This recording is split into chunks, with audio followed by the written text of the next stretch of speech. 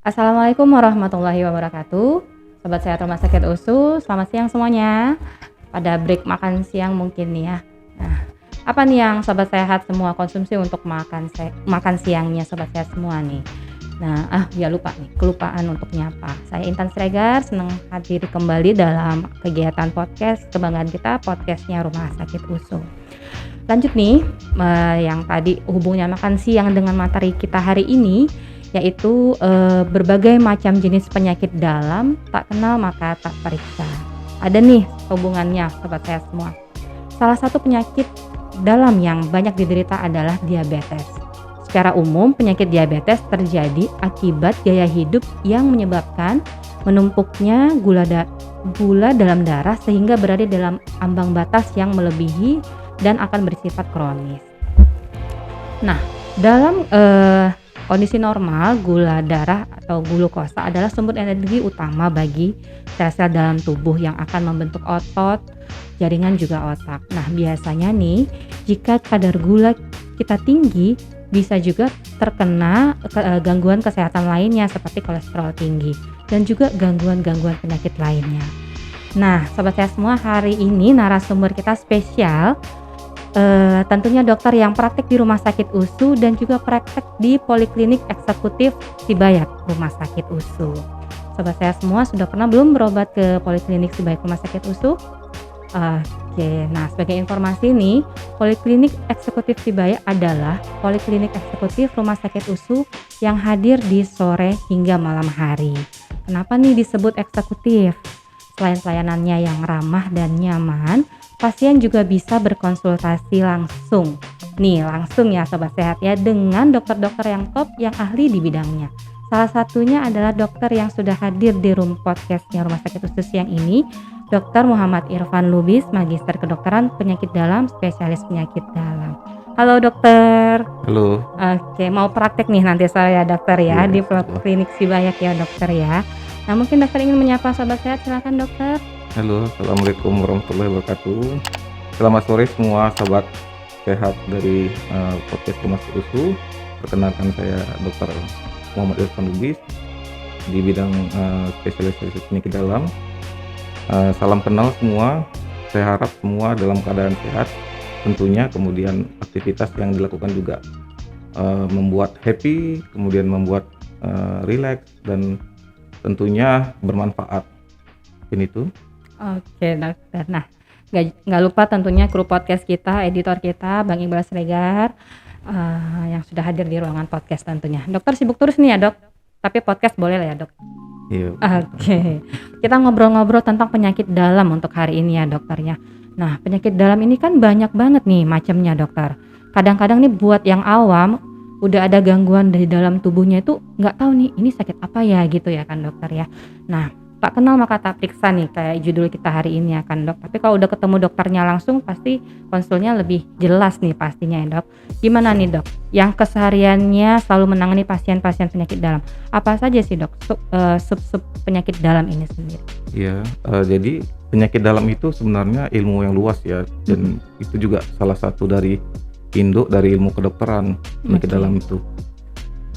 Untuk divisi-divisinya itu banyak sekali sebenarnya Bu Intan. Antara lain seperti divisi endokrin, diabetes, metabolik, divisi jantung juga ada kita, kemudian divisi reumatologi, bagian persendian, kemudian alergi imunologi, divisi pulmonologi juga ada untuk bagian paru kan, kemudian divisi hematologi onkologi medik, bagian kanker, tumor, ya yang tentunya di ranah penyakit dalam, kemudian divisi penyakit tropik infeksi yang marak terjadi yang kemarin itu COVID-19, ya, kemudian ya, kemudian penyakit infeksi virus terutama ya kan yang terjadi terutama di Sumatera Utara ini kan, parasitologi itu, PTI itu. Nah, HIV juga juga termasuk yang ya. juga semakin meningkat jumlahnya itu juga. Kemudian divisi gastroenterohepatologi, bagian saluran cerna, lambung, liver, divisi nefrologi, hipertensi, itu bagian ginjal, kemudian untuk tensi tentunya hipertensi, gangguan pada tekanan darah. Kemudian divisi sampai kita juga ke divisi yang psikosomatis. Iya. Jadi penyakit dalam itu bukan hanya fisik juga untuk urusan psikisnya itu psikosomatis juga kita. Ada kaitannya ya Iya. dokter ya, saling berkaitan gitu ya dok? Iya, Oke. saling berkaitan, benar. Oke. Nah kalau yang sering nih dok, yang paling sering dialami penderita untuk penyakit dalam ini apa dok? Kalau Penyakit di apa tuh, Dok? rumah sakit USU itu sendiri Mhm. memang mayoritas itu pasien-pasien kita tuh yang berkutik di diabetes, Iya, sakit gula, oke. kemudian hipertensi, Mmm, kemudian gangguan jantung dan mhm. gangguan ginjal. Oh, Itu paling oke. banyak, iya. Paling banyak itu ya dok, memang Iya. sering sih. Nah setahu Intan nih dok ya, 2 faktor terbesar nih stroke nih yang sering juga terjadi nih ya dok, adalah sumbatan. Karena diabetes dan kadar kolesterol yang tinggi ya kan dok. Nah balik lagi kayak yang tadi Intan bilang di awal itu kan terjadi kan mungkin karena gaya hidup di zaman sekarang ini ya dokter ya. Jadi kita harus penting nih mencegah serangan stroke ini dengan pemahaman yang benar nih. Gaya hidup kita ini sekarang kan yang jenis makanannya yang berlemak mungkin dan zat gulanya yang tinggi gitu kan dok, bisa mengakibatkan diabetes dan kolesterol ini. Ini gimana dok? Iya, jadi stroke itu sebenarnya lebih ke ranah neurologi ya, Bu Intan. Oke. Namun memang faktor resiko dari stroke itu Iya. juga ada juga di ranah kita penyakit dalam kan, seperti diabetes, Diabetes, iya. kemudian hipertensi tadi, darah tinggi ya, kemudian kolesterol yang tinggi, Kolesterol. dislipidemi juga ya kan, merokok juga mungkin salah satu faktor resiko. Jadi Oke. sebenarnya kontrol untuk beberapa elemen yang menjadi faktor resiko itu tuh sangat penting untuk mencegah terjadinya stroke itu. Faktor-faktornya tadi juga Faktor ya? resikonya, Oh, oke. Nah untuk kalau gejala-gejalanya, nah gejala nih yang penting kita harus dilihatnya dok, untuk penderita diabetes tadi yang paling sering itu apa dok? Jadi diabetes itu bergejala itu sebenarnya berarti pasien itu sudah menderita diabetes untuk beberapa lama. Oh iya, Iya. berarti sudah lama gitu ya Iya, dok apalagi ya pada diabetes tipe 2 ya kan. Diabetes itu pun ada beberapa jenisnya. jenisnya? Tipe 1, tipe 2, diabetes pada kehamilan dan diabetes tipe yang lain. Nah, mungkin kalau untuk pembahasan yang perlu di sini mungkin saya rasa diabetes tipe 2 yang mungkin mayoritas ada ya Oh yang pada sering gitu ya dok? iya, Oke. Bintang. Jadi memang diabetes itu kan dia lebih cenderung pengaruhnya ke pola hidup selain faktor keturunan juga ada. Iya. Pak, pola hidup ya itu yang gimana dok? Maksudnya pola hidup yang seperti apa tuh yang bisa menyebabkan kita tuh terkena diabetes dokter? Selain Iya. keturunan. Jadi mungkin pola hidup itu kan erat kaitannya seperti makanan, akan berapa jumlah makanan yang kita konsumsi, apakah berlebih atau tidak, seimbangkah atau tidak, apakah lebih banyak karbohidratnya mungkin, ya kan, kemudian apakah atau lebih banyak kalori-kalori tambahan lainnya. Nah, kemudian untuk selain makanan mungkin masalah exercise atau pergerakan, ya kan. Oh iya. Apalagi belakangan ini kan di generasi sekarang ini kan kita kan cenderungnya Tim mager ya dok? Malas. Iya, jadi yang masuk yang keluar nggak seimbang gitu ya dok? iya, Mungkin ya, dok. iya, apalagi dia kerjanya misalnya hanya duduk di depan komputer Iya kan. betul. Oke dokter. Nah untuk obat nih dok kan biasanya nih kalau untuk yang penderita diabetes atau hipertensi ya kan dok, itu kan katanya ketergantungan obat seumur hidup. Itu benar nggak dok? Karena banyak pasien yang misalnya gula darahnya udah normal, terus tensinya sudah normal, dia stop obat sendiri nih. Nah itu gimana dok? Pemahaman itu sebenarnya gimana nih untuk obat-obatan untuk penderita ini?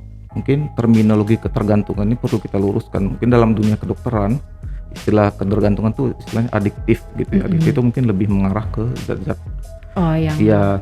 Nah, mungkin bukan Negatif, ketergantungan iya. tapi memang memerlukan obat itu untuk mengontrol kondisi penyakitnya seperti diabetes, untuk mengontrol gula darahnya setiap hari stabil, dituju dengan tekanan darah, hipertensi. Jadi memang obat-obat tersebut pun baiknya diminum sesuai dengan aturan agar stabil terus. stabil terus Iya. ya.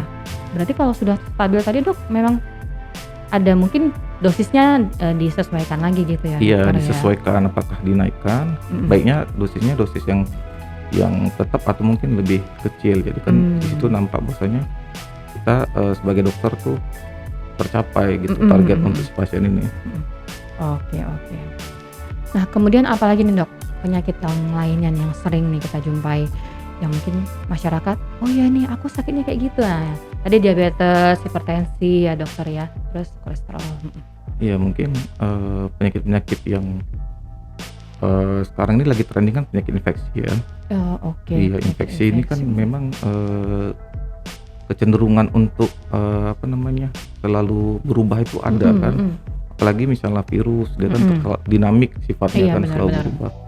Kemudian onkologi mungkin ya kan, onkologi, hematologi, gangguan-gangguan kelainan darah ya kan.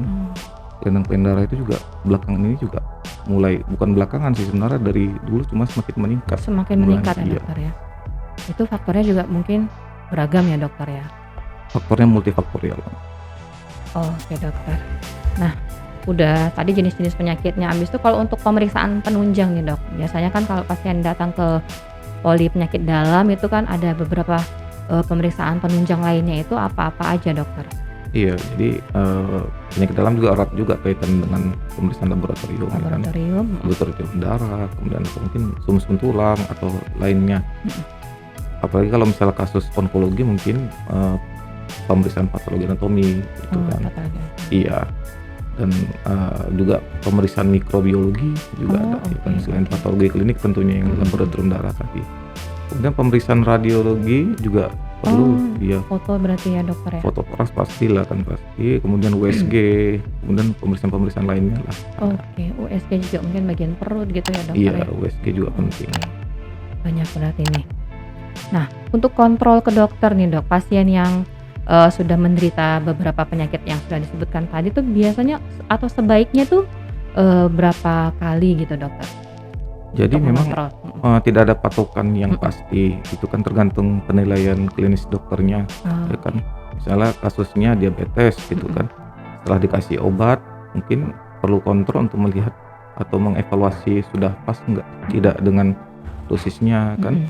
Mungkin 3 atau 5 hari, atau mungkin tekanan darah misalnya mungkin bisa saja mesti 5-7 hari kemudian baru kita evaluasi kembali. Nah, ketika sudah terkontrol mungkin lebih lama lagi nanti untuk jumpa Tidak perlu dokternya. terlalu sering ya. Iya. Oke.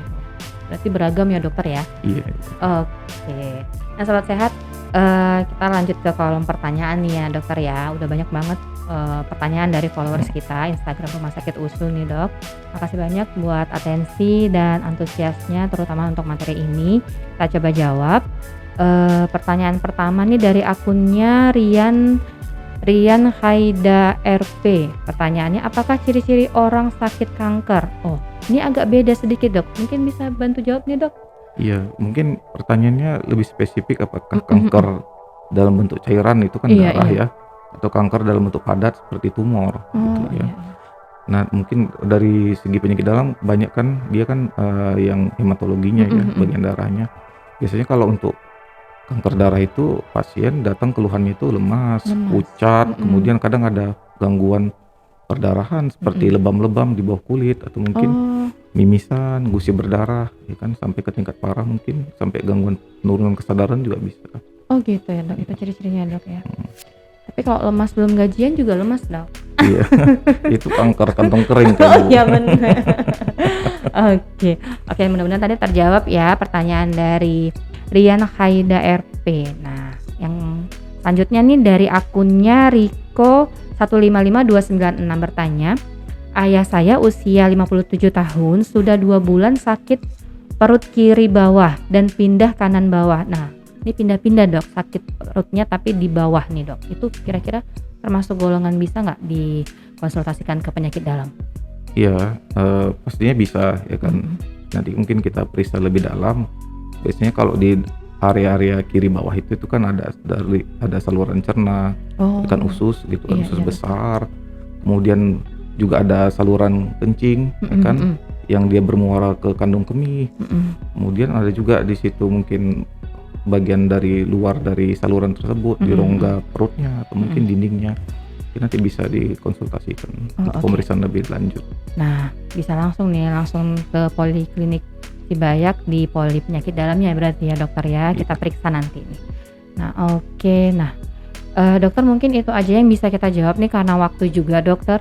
Ada mungkin yang ingin dokter sampaikan untuk sesi akhir bincang-bincang kita nih dok, untuk sobat sehat atau yang awam nih terhadap penyakit dalam ini. Iya, jadi penyakit dalam ini sebenarnya cukup luas ya, begitu banyak ya. Untuk satu spesifikasi, artinya satu divisi penyakit dalam aja itu sudah sudah banyak Mm-mm. gitu penyakitnya, apalagi kalau digabung ya kan Mm-mm. sekian banyak. Jadi memang apabila ada keluhan gitu, terutama bagi penyakit dalam, anjuran saya memang segera dicek, Oke. kan konsultasikan ke dokter. Karena memang penyakit-penyakit yang banyak sekarang ini kan penyakit-penyakit degeneratif, ya kan. Oke. Degeneratif itulah yang mungkin itu saya rasa mayoritas tuh di penyakit dalam. Betul. Iya, Jangan dibiarkan ya dok. Nanti iya, tiba-tiba udah kenapa gitu ya dok. Intinya kan sekarang banyak malam baik-baik aja gitu. Mungkin sebenarnya Iya. sudah ada gangguan sejak lama di dalam tubuh gitu ya dok. iya. Dan memang apalagi kalau dia terkait dengan faktor resiko adanya keturunan gitu kan. Nah itu baiknya jangan sampai diturunkan gitu lagi, maksudnya jangan sampai terulang kembali di generasi dia atau generasi anaknya nanti gitu. Oh oke, bisa kita obati lebih Bisa dulu dicegah, gitu ya dok. bisa dicegah gitu. Oke, benar. Sobat sehat, kita udah selesai nih ngobrolnya tentang penyakit dalam. Terima kasih banyak nih buat followers kami, followersnya Rumah Sakit USU, penonton podcast. Juga terima kasih buat narasumber kami, Dr. Muhammad Irfan Iya, Lubis. sama-sama. Kayaknya nanti akan kita undang lagi, boleh ya dokter ya?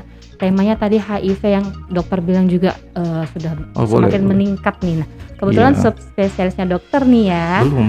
Belum ya dokter, Cuma tapi mungkin kebetulan, bisa bahas nanti. Iya, kita juga di USU ini kan buka poli untuk HIV. Iya benar Jadi memang dokter. ada kecenderungan meningkat jumlahnya. Iya, oke. Iya. Terima kasih banyak ya dokter atas waktunya. Terima Iya, kasih sama-sama, juga Bu Intan. buat pengikut kita, penonton podcast Rumah Sakit USU atas saran, kritik dan atensinya. Terus ikuti dan nonton terus YouTube channelnya Rumah Sakit USU ya. Dan jangan lupa buat sobat sehat semua yang ingin memeriksakan kesehatan langsung datang aja ke Rumah Sakit USU, ke Poliklinik Sibayak RS USU, pelayanan yang berkualitas, aman dan bersahabat. Saya Intan Stegar pamit undur diri, sampai ketemu di podcast selanjutnya. Selamat siang. Assalamualaikum warahmatullahi wabarakatuh.